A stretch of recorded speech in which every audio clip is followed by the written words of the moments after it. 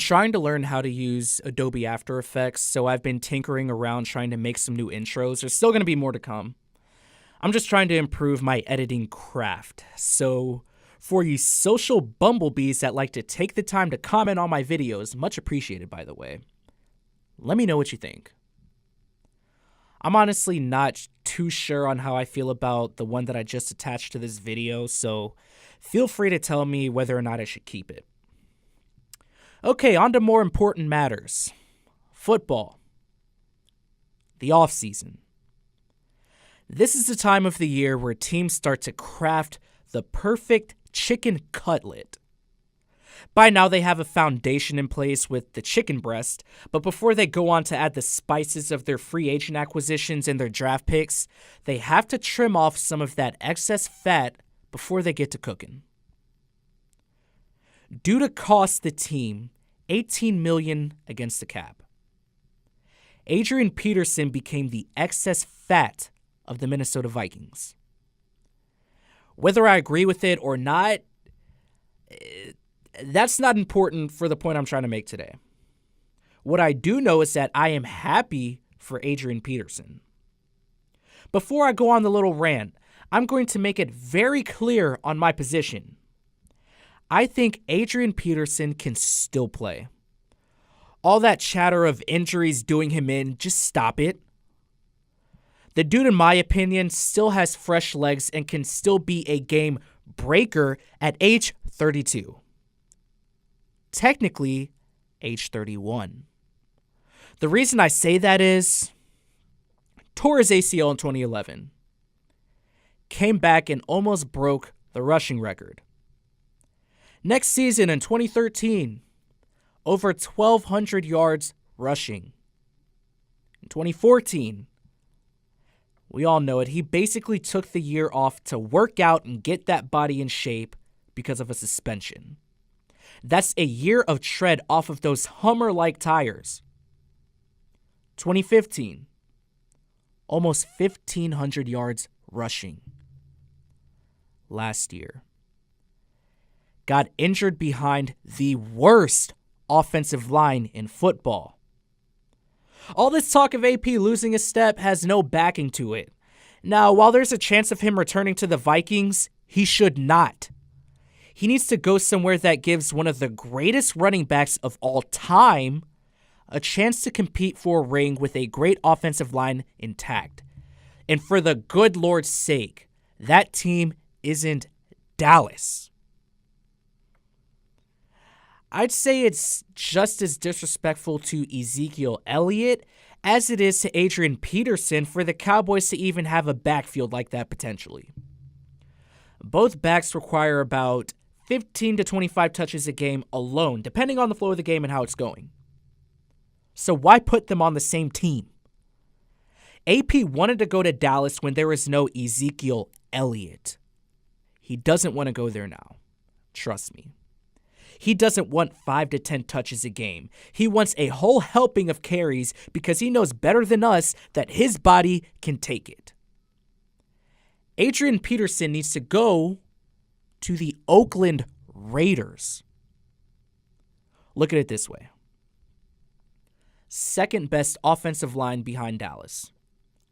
You're not in the NFC, meaning your chances of going to a Super Bowl are automatically increased.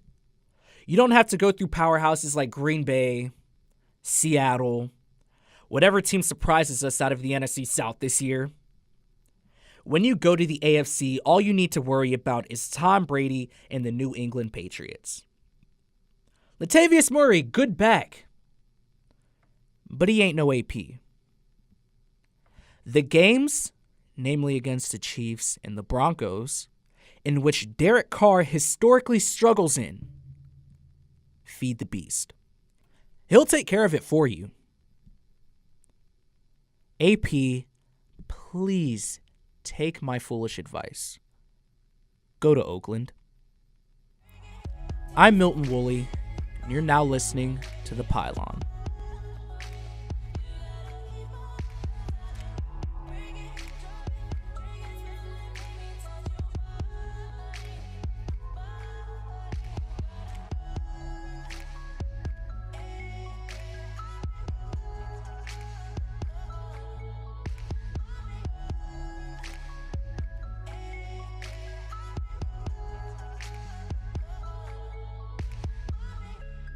In other free agency news, the Chiefs have gotten rid of one of the most underrated backs in Jamaal Charles.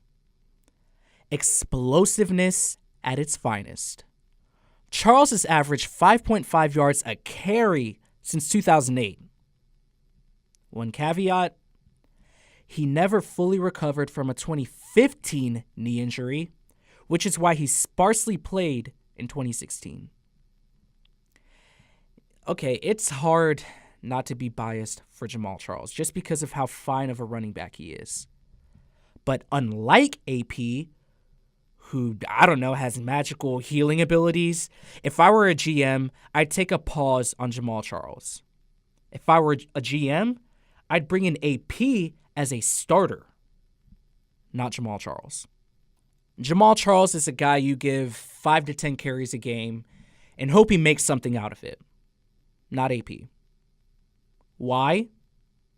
Despite having a great YPR, he's not a grinder. He's not a guy you rely on as your bell cow, as your starter. Why? Since entering the league in 2008, the most Jamaal Charles has ever carried the ball is in 2012, when he carried the ball 285 times. Out of 8 years of playing in the NFL, Jamaal Charles averages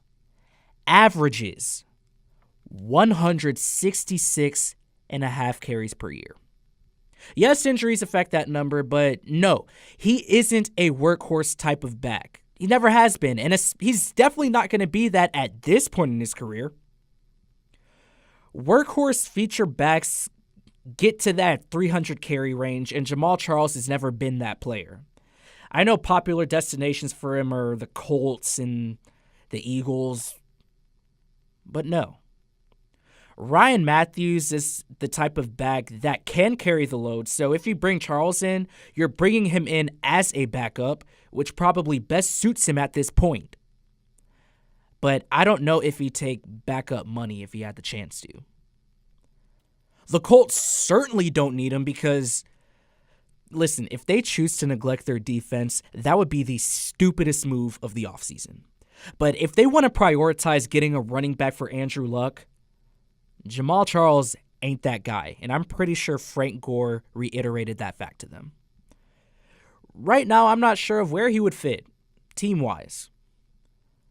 But Charles needs to go to a situation where he isn't relied on to be the guy. He's not getting 15 carries. He needs to go somewhere where he has the chance to be sort of a change of pace back that can spell an unquestioned starter. Depending on Paul Perkins' development, maybe the Giants. That does it for our show today. Shameless plug. Updated life stories. Life advice. I'm going to go with that since I can't come up with anything else. Proverbs 19, verses 20 and 21. Listen to advice and accept instruction, that you may gain wisdom in the future. Many are the plans in the mind of man, but it is the purpose of the Lord that will stand. Meaning, stop being a fairy and learn to accept opposition and criticism, guys. We live in such a politically correct society that it's made us soft to the point where we can't accept criticism without feeling offended. Instead of being offended, try to figure out why people are giving you the criticism that they are. I'm Milton Woolley, and this has been another edition of The Pylon.